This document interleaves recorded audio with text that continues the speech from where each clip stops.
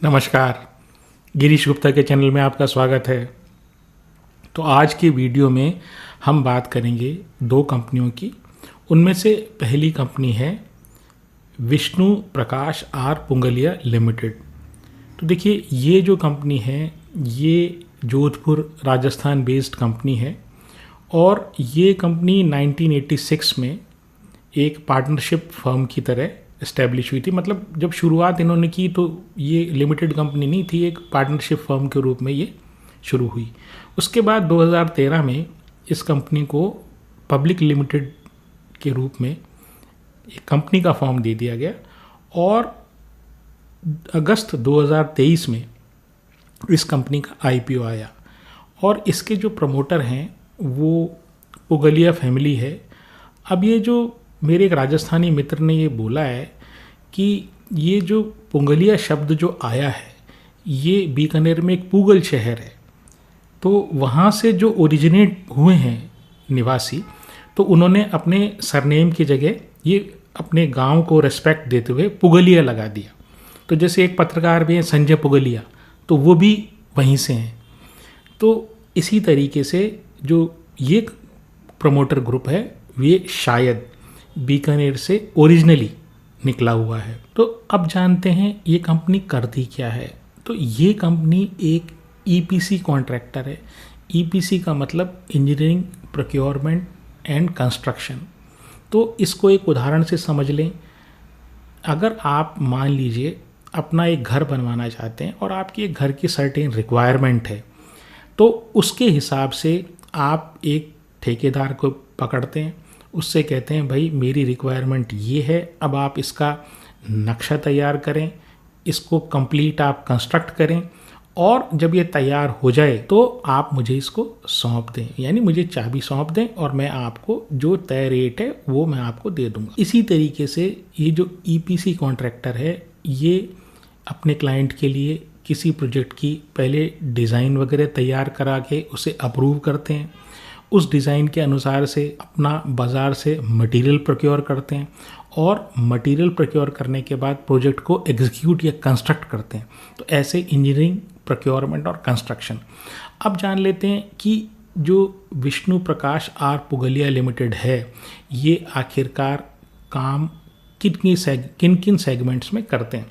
तो देखिए, ये जो है water supply projects, railway projects, roadways और सीवेज और अन्य सिविल वर्क जो छोटा मोटा होता है वो ये सारे काम करते हैं, जिसमें से 76% इनका रेवेन्यू जो आता है वो वाटर सप्लाई प्रोजेक्ट से आता है। रेलवे प्रोजेक्ट से 14.5% इनका रेवेन्यू आता है। रोडवेज से 5.5% आता है, मतलब रोड कंस्ट्रक्शन से। और सीवेज और सिविल जो वर्क्स, मतलब आप समझ लीजिए बाकी सारे वर्क्स जो हैं उसमें से इनका 4% रेवेन्यू आता है। चूँकि इनका 76% रेवेन्यू वाटर सप्लाई प्रोजेक्ट से आता है तो ये वाटर सप्लाई प्रोजेक्ट्स में एक्सपर्ट है। वहाँ पर ये पाइपलाइन बिछाते हैं, वाटर ट्रीटमेंट प्लांट लगाते हैं, ओवरहेड टैंक बनाते हैं, इसके अलावा ये पंपिंग स्टेशन बनाते हैं और इस तरह की जो अलाइड चीज़ें होती हैं ना वाटर सप्लाई प्रोजेक्ट में, कंप्लीट वाटर सप्लाई प्रोजेक्ट ये करके देते हैं। और रेलवे प्रोजेक्ट्स की बात करें तो रेलवे में ट्रैक बिछाना, फिर प्लेटफॉर्म वगैरह है उसको डेवलप करना, इसके बाद सिग्नलिंग से रिलेटेड काम करना, तो ये काम करते हैं। और रोड्स में ये बेसिकली ये ईपीसी यानी रोड बना के वो पैसा ले लेते हैं। वो जो टोल वाली जो रोड्स होती है ना जिसमें बनाकर उसमें पहले पैसा लगाओ और किश्तों में फिर वो आप उससे पैसा लो, तो वो काम ये नहीं करते। ये तो ये कहते हैं कि भाई ये लंबा चौड़ा काम 20 साल 25 साल का जो बूट और बॉट प्रोजेक्ट्स जो हैं वो मैं करूँगा नहीं। मैं तो सीधी सी बात है रोड को कंस्ट्रक्ट कर दूंगा और आप मुझे रोड की कंस्ट्रक्शन के करने के बाद पैसा दे दीजिए। अब बात करते हैं कि इनकी कैपेबिलिटीज़ क्या हैं। तो ये देखिए, ये चाहते हैं कि हम जो प्रोजेक्ट एग्जीक्यूट करें वो इन हाउस करें। तो इनकी एक इन हाउस टीम है जिसमें डिज़ाइन भी करने वाले भी हैं, इंजीनियर भी हैं और एग्जीक्यूट करने वाले भी हैं। इसके साथ साथ ही इनके पास 500 से ज़्यादा इक्विपमेंट्स हैं जो प्रोजेक्ट एग्जीक्यूशन में काम आते हैं। वो मशीनरी भी इनकी खुद की ही है। अब ऑर्डर बुक की बात करें तो इनकी 5363 करोड़ की ऑर्डर बुक है, 5363 करोड़ की, जो इनके 24 से 36 महीने यानी अगले आने वाले 2 से 3 साल में इनको एग्जीक्यूट करनी है। इसमें से 59% इनके वाटर सप्लाई प्रोजेक्ट्स हैं, 32% रेलवे के प्रोजेक्ट्स हैं और रोड्स और अन्य जो प्रोजेक्ट्स इनके हैं वो 9% है। ज्योग्राफिकल स्प्रेड की बात करूं तो ये टोटल 11 स्टेट्स में इनकी प्रेजेंस है, मतलब 11 स्टेट्स में ये अपने प्रोजेक्ट्स एग्जीक्यूट करते हैं। इसमें से 48% जो इनका रेवेन्यू आता है वो राजस्थान से आता है और उत्तराखंड से 11%, यूपी से 9% और एमपी से 8% और बाकी जो है वो अन्य राज्यों से आता है। अब ये स्ट्रेंथ तो मैंने आपको बता दी कि इन हाउस डेवलप करते हैं, वाटर सप्लाई में ये जो है स्पेशलाइज करते हैं और करीब करीब 40 साल से ये इस बिज़नेस में है। वीकनेस की बात अगर मैं करूं तो देखिए क्या है कि ये जो पूरी कंपनी है ना, ये इसका पूरा बिजनेस मॉडल ये सरकार के रहमो करम पर है, क्योंकि जो ये वाटर सप्लाई प्रोजेक्ट्स जैसे जितने भी हैं ना, ये सरकार जो है सरकार के नियंत्रण में है। और ऐसी कंडीशन में जो सबसे बड़ी प्रॉब्लम आती है वो ये है कि सरकार से पहले तो टेंडर बेस्ड प्रोजेक्ट लेना, ठीक है। अब वो कैसे लिए जाते हैं ये आप और हम सब जानते हैं। उसके बाद दूसरी जो सबसे टेढ़ी खीर है वो है कि उनसे प्रोजेक्ट होने के बाद पैसा वसूल करना। तो ये जो दोनों काम है, एग्जीक्यूट करना तो आसान है, एग्जीक्यूट तो कोई भी कर देगा, उसमें तो इनकी एक्सपर्टाइज है। तो ये जो दो काम हैं जहाँ पैसे से रिलेटेड और काम से रिलेटेड मामले हैं, तो ये कम्प्लीटली स्टेट गवर्नमेंट्स के ऊपर डिपेंडेंट है। प्राइवेट क्लाइंटेल इनका जो है वो नहीं के बराबर है। और जब ऐसी कंडीशन आ जाती है तो राज्य सरकारों की तो स्थिति, वित्तीय स्थिति आप जानते हैं और राज्य सरकारों का काम करने का ढंग भी आप जानते हैं। तो ये सबसे बड़ी इनकी प्रॉब्लम है। और चूंकि पैसा टाइम से नहीं आता है तो हाई वर्किंग कैपिटल की रिक्वायरमेंट होती है। फिर क्या है, सरकार में लोएस्ट टेंडर जो है जो डालता है उसी को प्रोजेक्ट मिलता है, तो क्वालिटी से सरकार का कोई लेना देना नहीं होता है। अब सरकार में सिस्टम ही ऐसे बने हुए, तो क्या होता है, फ्रेगमेंटेड इंडस्ट्री है। फ्रेगमेंट का मतलब ये, फ्रेगमेंटेड का मतलब ये तो लिस्टेड कंपनी है, बहुत सारे जो अनलिस्टेड जो प्लेयर्स हैं, छोटे ठेकेदार बड़े ठेकेदार, वो भी प्रोजेक्ट लेने के लिए आ जाते हैं। और अगर उन्होंने मान लीजिए लोएस्ट बिडिंग कर दी तो प्रोजेक्ट उनको मिलने वाला है। तो खैर, फिर मार्केट कैप की बात करूं तो 2000 करोड़ का मार्केट कैप है। आरओई जो है वो 7.8% है, जो बिलो पार है। मतलब बिलो पार का मतलब ये कोई सेटिस्फैक्ट्री आरओई इनका नहीं है। डेट टू इक्विटी ज़्यादा होना ही चाहिए, वो हर 100 रुपये पे 91 रुपये का कर्जा है। और पी जो है वो माशाल्लाह 34.5 यानी 35 का पी है। अब एक साल की सेल, क्योंकि इनका जो आईपीओ है वो अगस्त 2023 में आया, तो मार्च 2024 के रिज़ल्ट तो मैं काउंट जनरली करता नहीं हूँ, तो एक ही साल इनकी परफॉर्मेंस को हुआ है। मतलब अप्रैल 2024 से मार्च 2025, तो इनकी सेल इस पीरियड में 16% गिर गई है, प्रॉफिट 52% गिर गया है। मार्च 2024 और मार्च 2025 दोनों में कैश फ्लो फ्रॉम ऑपरेशंस, यानी कि जो गले में पैसा आना चाहिए ऑपरेशंस करने के बाद, वो नेगेटिव है, यानी आ नहीं रहा, यानी रिसीवेबल है पार्टी से, यानी जो सरकारों से ये पैसा मांगते हैं। प्रोजेक्ट तो एग्जीक्यूट कर दिया, बट करें क्या, पैसा आएगा तभी तो काम चलेगा। तो इसलिए लगातार इनको पैसे की रिक्वायरमेंट होती है। प्रमोटर के पास हाँ, कैश कन्वर्जन साइकिल 350 दिन का, पैसा नहीं आएगा तो यही होने वाला है। प्रमोटर के पास 67.81% है, एफआईआई के पास 0.17% है, डीआईआई के पास 4% है और पब्लिक के पास 28% है। तो 5000 कंपनीज में से बहुत सारी कंपनीज ऐसी हैं जिनके फंडामेंटल इस कंपनी से बहुत अच्छे हैं। हम कोई प्रमोटर तो है नहीं कि हमें भाई इस कंपनी को चलाना ही चलाना है, हम तो शेयर होल्डर हैं। हमको जहाँ अच्छी चीज़ दिखेगी, जहाँ अच्छी कंपनी की परफॉर्मेंस दिखेगी, वहाँ चले जाएंगे। लेने या बेचने के शेयर की मेरी कोई राय नहीं है। अब बात करते हैं एक दूसरे शेयर की, जो माइक्रो कैप शेयर है। मैं पहले बता दूं, ये जो शेयर है ये शेयर बहुत ही छोटा है। दूसरी बात, रिसेंटली अभी मई में इसका भाव 800 रुपये था और अब ये 1300 रुपये इसका भाव हो चुका है। हम बिजनेस मॉडल समझेंगे, लेकिन देखिए शेयर होल्डर के तौर पर हमें कंपनी के जो शेयर का भाव है ना, इस पे अत्यंत ध्यान देना चाहिए। तो वैसे भी इतना तेज़ मूवमेंट होने के बाद, ये केवल बीएसई लिस्टेड कंपनी है, और इतना तेज़ मूवमेंट होने के बाद बीएसई ने इसे ईएसएम में यानी एनहेंस्ड सर्वेलेंस मेज़र या मैकेनिज़्म, तो ईएसएम में डाल दिया, यानी वॉच लिस्ट में डाल दिया कि भाई इसमें इतना प्राइस मूवमेंट क्यों हो रहा है। तो कंपनी का नाम है। तो ये सारे चीज़ों को ध्यान रखते हुए मैं इस कंपनी के बारे में बताता हूँ आपको। कंपनी का नाम है फ्लूइडोमेट।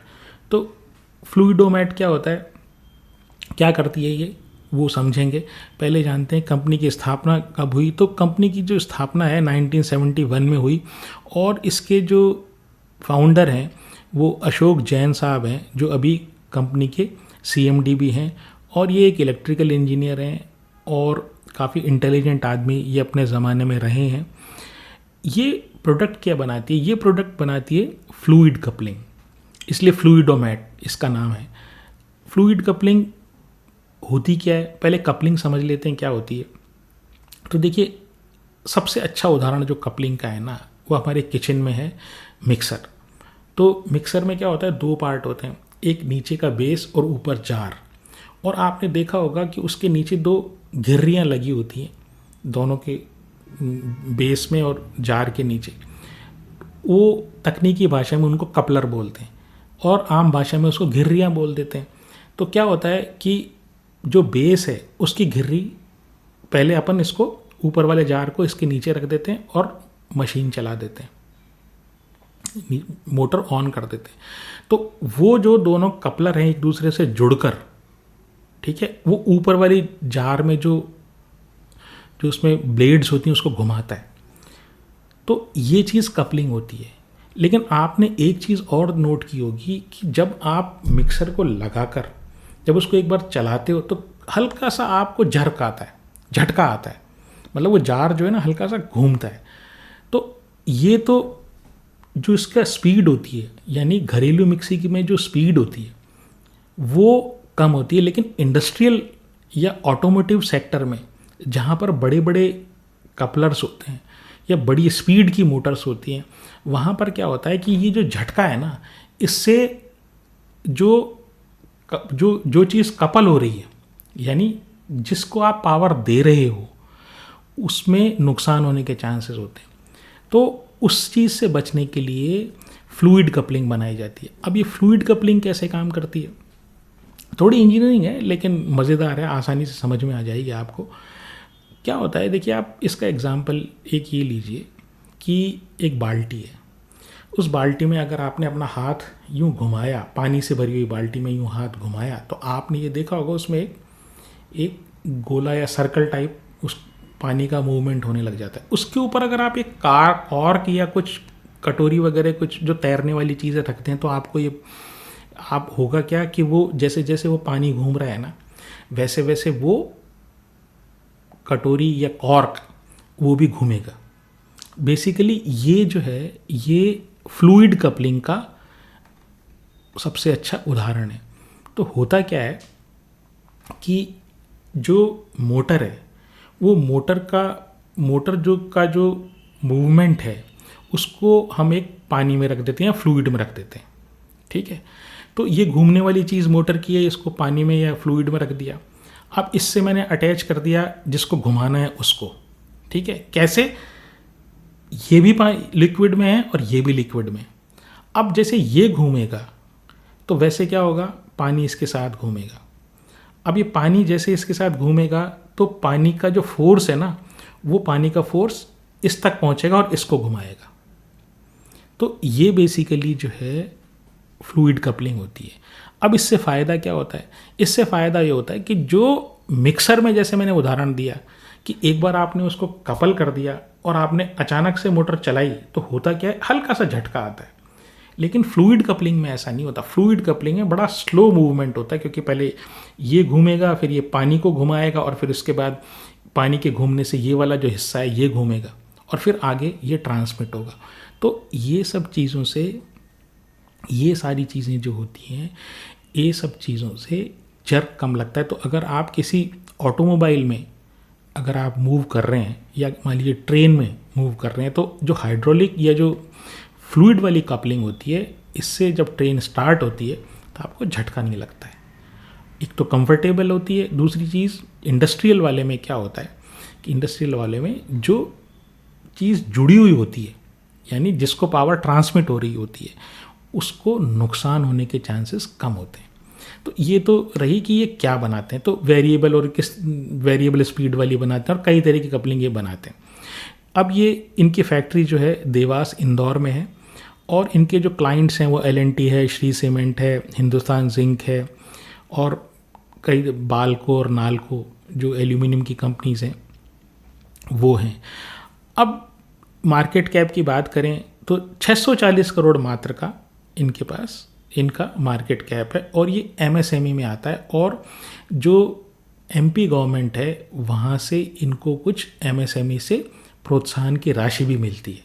मतलब जैसे PLI स्कीम टाइप की जो स्कीम है ना, ऐसे कुछ MP में स्कीम है, वहाँ से इनको पैसा भी कुछ इंसेंटिव के तौर पर मिलता है। ROE बहुत अच्छा है, 32%। डेट टू इक्विटी नील है। PE जो है वो 29 का है। और क्या है, पिछले काफ़ी सालों से इनकी परफॉर्मेंस फ्लैट रही, लेकिन ये मार्च 2023 के बाद इसमें कुछ सुधार आया है। तो अगर मैं 12 महीनों का मैं अगर परफॉर्मेंस देखूं पिछले 12 महीनों का, यानी मार्च 24 से मार्च 25 का, तो 32% इनकी सेल्स बढ़ी है।